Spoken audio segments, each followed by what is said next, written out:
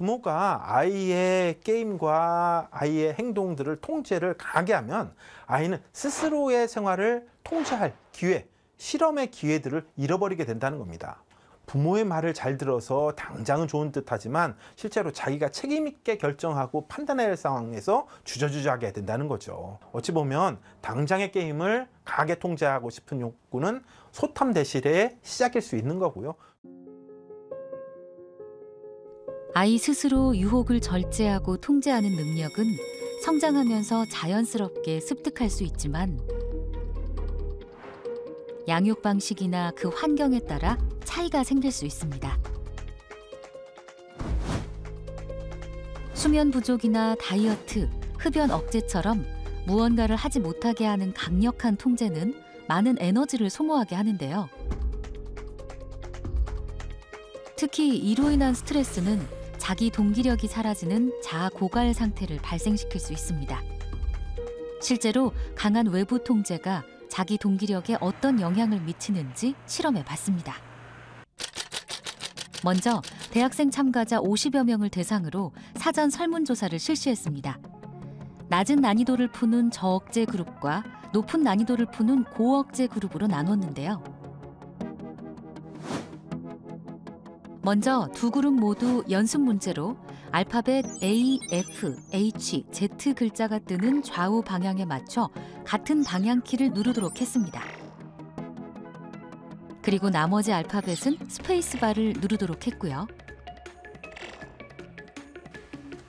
제시한 규칙이 참가자들에게 익숙해지도록 훈련을 시켰습니다.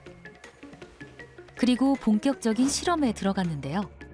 먼저 저억제와 고억제 그룹 모두 연습 때와 같이 AF 글자가 왼쪽에 나타날 경우 왼쪽 방향키를, 오른쪽에 나타날 경우 오른쪽 방향키를 누르도록 했습니다.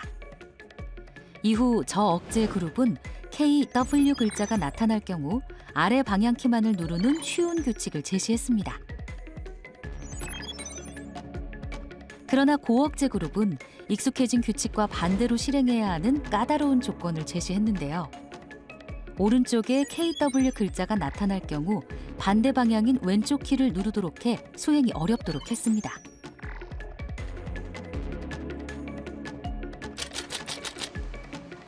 과연 실험 참가자들의 반응은 어떨까요? 저억제 그룹의 경우 집중도가 매우 높아 보였는데요. 게임 같기도 하고 게임하는 느낌이고 게임 같기도 하고 재미있더라고요. 조건이 걸리면 그냥 더 해야겠다 생각하고 딱히 짜증이 나거나 하진 않았어요.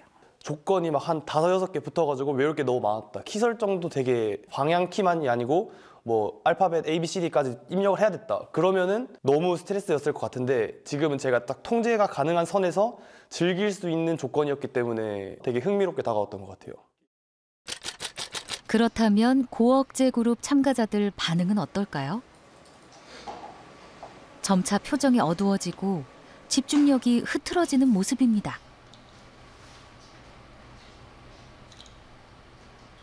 조건을 걸면 걸수록 제 행위에 통제가 많이 가해지니까 그 안에서 이제 그 과제를 잘 해야 된다는 부담감도 조금 있고 자유도가 떨어지니까 스트레스를 많이 받았던 것 같아요. 하다 보니까 자극들이 빨리 사라지고 제가 좀 실수를 하고 그렇다 보니까 제가 제대로 못하는 것 같아서 그 점이 좀 걱정이 되고 자책하는 마음이 좀 들었던 것 같아요.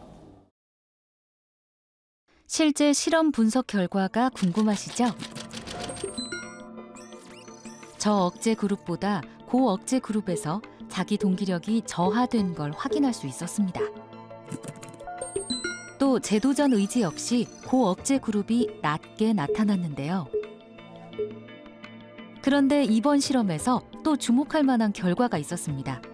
바로 내적 통제력이 높은 사람이 어떤 상황에서도 자기 동기력에 영향을 받지 않는다는 사실입니다.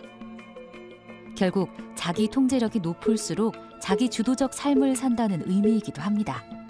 굉장히 많은 부모님들께서는 아이가 해야 될 고민을 부모가 해버리는 경우가 있습니다. 그러면 그렇게 외적 통제를 가진 사람으로 갈수록 누구의 지시가 없으면, 누구의 명시적인 명령이 없으면 움직일 수가 없는, 즉 스스로 동기부여가 되지 않는 그런 사람으로 가게 되어 있고요. 그런 사람이 점수를 잘 받아서 좋은 공부를 해서 좋은 학교를 나와서 실제로 세상에서 이제 자기 역할을 해야 되는 그런 장면에 가면 의외로 크게 기여도가 없는 사람으로 가면서 본인도 그리고 그 사람을 둘러싸고 있는 다른 사회 조직 구성원도 당황하게 되는 경우가 정말 많죠.